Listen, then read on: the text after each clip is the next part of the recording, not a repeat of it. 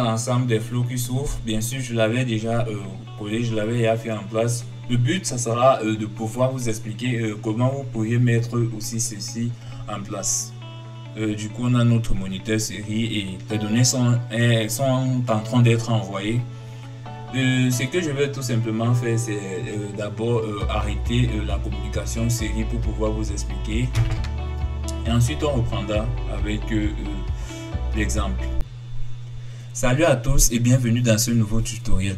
Aujourd'hui, nous allons une fois de plus prendre le pan des bases de données et nous allons récupérer des valeurs, des données issues de nos capteurs pour pouvoir les stocker dans notre base de données. Et pour ce faire, il faudra préalablement avoir installé une base de données localement sur notre machine ou plutôt alors un serveur sur notre machine. Et une fois cela fait, il nous faudra utiliser soit un langage de programmation, soit un outil déjà dédié pour pouvoir récupérer ces données-là et les stocker dans la dite base de données. Et pour ce faire, pour ce tutoriel, j'ai décidé d'utiliser Node-RED. Et ceci pour deux raisons. Premièrement, pour tous ceux-là qui trouveraient fastidieux et qui ne maîtriseraient pas forcément le langage PHP pour pouvoir insérer ces différentes valeurs dans notre base de données. Notre aide sera fait pour vous. Il sera juste un simple assemblage de bloc par bloc et vos données vont se retrouver dans la base de données. Je laisserai en description une vidéo précédente où j'ai montré comment créer rapidement vos applications avec Node-RED, où j'ai expliqué de long et en large comment prendre en main Node-RED. Et je mettrai d'autres vidéos à disposition pour que vous puissiez mieux vous sentir à l'aise, que ce soit sur du Raspberry Pi ou que ce soit sur votre machine comme je le fais maintenant. Une fois que notre aide sera mis, il ne manquera plus qu'à écrire notre code Arduino pour pouvoir envoyer les données via le port série et de les stocker dans notre base de données. Et une fois cela fait, nous allons entrer dans le vif du sujet et nous allons lancer le serveur Apache et nous allons lancer notre gestionnaire de base de données MySQL. Une fois que ceci est fait, on peut arriver là sur admin, donc je récupérerai ceci et je vais le mettre là dans mon navigateur que j'utilise le plus. Et là, qu'est-ce qu'on va faire? On va créer une base de données et dans cette base de données, on va créer, c'est pas, vous pouvez créer une table où on va stocker ces valeurs avec comme colonne ID et valeur aussi. Ça sera à vous de voir si vous voulez vous stocker avec la date. Dans ce tutoriel, on va aborder cela. Du coup, une fois que vous aurez créé votre base de données, c'est très facile de le faire. Il suffit de venir là dans structure et ensuite créer une nouvelle table. Ça sera facile à faire ou bien utiliser SQL. Du coup, vous verrez ça dans la précédente vidéo que j'ai eu à faire concernant le sujet. Une fois que cela est fait, vous allez maintenant installer Node-RED. Et une fois l'installation de Node-RED finie, tout ce que vous aurez à faire, c'est de ouvrir le terminal de commande et taper Node-RED. Et du coup, ça va lancer notre serveur Node-RED et on pourra se connecter à cette adresse. Du coup, je vais copier cette adresse. Et là, je vais venir là et je vais coller cette adresse. Du coup, on a l'ensemble des flots qui s'ouvrent. Bien sûr, je l'avais déjà collé, je l'avais déjà fait en place. Le but, ça sera de pouvoir vous expliquer comment vous pourriez mettre aussi ceci en place. Du coup, on a notre moniteur série et les données sont en train d'être envoyées. Ce que je vais tout simplement faire, c'est d'abord arrêter la communication série pour pouvoir vous expliquer. Et ensuite, on reprendra avec l'exemple. Ce que je vais là faire maintenant, c'est vous montrer ce que j'ai eu à faire. Il y a température 1, température 2. Et là, le premier enregistre avec la date et le second, c'est sans date. C'est tout simplement ce qu'il y a à faire. Et ici, là, je voulais juste vous montrer l'ensemble des tables, comment on peut entrer une commande avec Node-RED. Du coup, je peux activer ou désactiver le moniteur série, ça sera à vous de voir. Et là, comme dans la vidéo précédente, j'ai le LM35 et je peux définir ce que je veux. Ici, avec l'ESP32, on définit la vitesse de communication 115 200. Et ensuite, on définit notre port de communication ici comme 9. On peut mettre update si ça change, mais je n'ai rien fait, mais je vais quand même le faire. Et ensuite, ce qui sera important d'installer, il faut venir là, et vous venez sur Manage Palette, et vous venez là sur Note, et vous allez chercher à installer ce package, celui-ci là, Node-RED, Node MySQL, en tapant là et après en cliquant sur Install. Une fois que ceci est fait, vous fermez de tout ce dont on aura besoin. Après, il y a les dashboards et il y a le serial port que j'avais montré comment le faire dans la vidéo précédente. Une fois que ceci est fait, vous allez retrouver là MySQL, vous portez, vous déposez là. Et une fois que cela est fait, on pourra pouvoir l'éditer. On vient là sur Edit et là on signifie notre adresse IP ici, c'est un serveur local, du coup c'est localhost. On signifie le port, pour moi c'est 3325, pour vous ça sera 3306 s'il n'y a pas d'erreur. Moi j'ai des contraintes de port. L'utilisateur c'est root, il n'y a pas de mot de passe et la base de données c'est 500 comme je l'ai dit. C'est 500 et je vais spécifier après dans mon node quelle base de données je souhaite utiliser. Une fois que ceci est fait, vous mettez update et vous pouvez mettre un nom pour facilement vous repérer dans le node. Et on est OK. Pareil que ici, j'ai fait pareil, mais à la différence que il y a des spécificités que je veux vous préciser par la suite.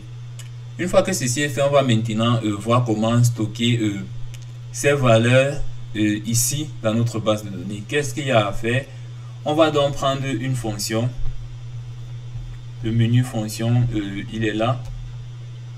Là, vous portez et vous déposez là et vous l'éditez. Il a noté que le Node-RED utilise JavaScript comme langage pour pouvoir éditer et réaliser un certain nombre d'opérations.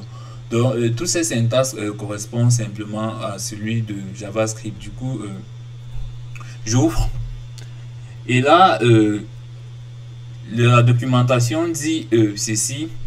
Le query sera toujours inséré dans le message .topic et le message sera retourné. Et tout ceci que j'ai écrit, ça correspond à pouvoir récupérer la date. Elle n'est pas encore bien faite, mais ce sont les syntaxes JavaScript qu'il fallait utiliser pour pouvoir insérer la date. Et une fois que cela est fait, vous utilisez cette syntaxe pour pouvoir insérer les données dans la base de données et c'est tout ce que vous aurez à faire. Done. Et comme je le disais, vous pouvez venir ici sur Help. Ouais. Et là, vous allez voir, pour chaque note que vous cliquez, il y aura une documentation qui s'affiche là. C'est ce que moi j'ai fait. Du coup, je suis venu là et le topic doit toujours contenir les requêtes et ça retourne un payload. C'est exactement ce que j'ai fait. Une fois que vous avez ça en tête, tout va bien se passer. Et là, j'ai conservé les lumières de la fois dernière,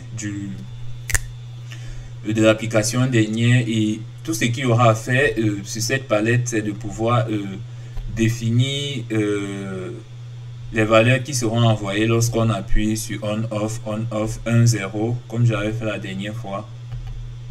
Ici, ça sera 2, 3. Et ici, ça sera 4, 5. Vous le verrez dans le code Arduino que j'ai développé plus tard. Ici, le moniteur série, ça sera pour voir quelles données sont réellement envoyées. Une fois que tout ceci est fait, on est bon. On va maintenant pouvoir déployer. Et une fois que on a déployé notre code, on peut venir voir le résultat que ça nous donne. Si vous installez le dashboard, vous aurez le dashboard là et vous pouvez cliquer là et directement vous avez cette page.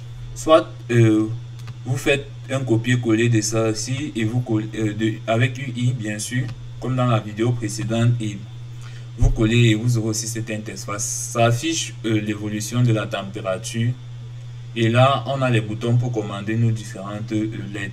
Une fois que ceci est montré, je peux maintenant passer avec le code Arduino pour ce que vous aurez à faire sur l'ESP32. À la seule différence qu'avec l'ESP32, contrairement à l'Arduino, vous allez définir l'ensemble des pins. Ici, j'ai mis 3 LED sur les pins 2, 4 et 15.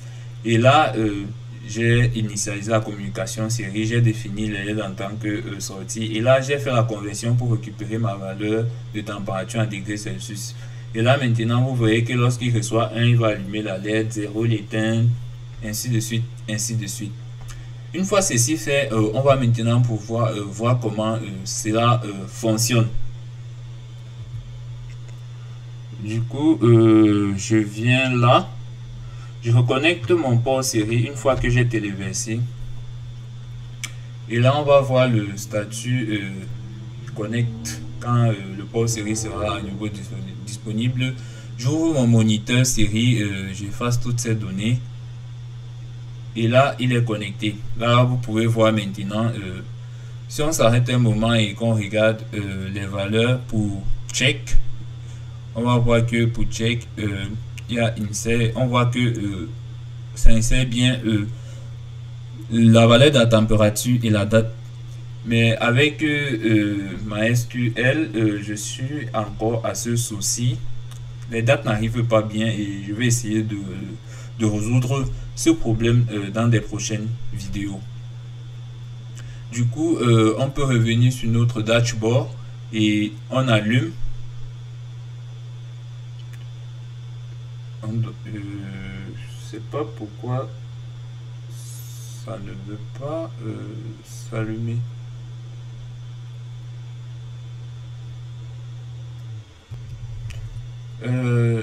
Du coup, il y avait un souci de câblage. Comme je l'ai dit, on allume. On allume. On allume.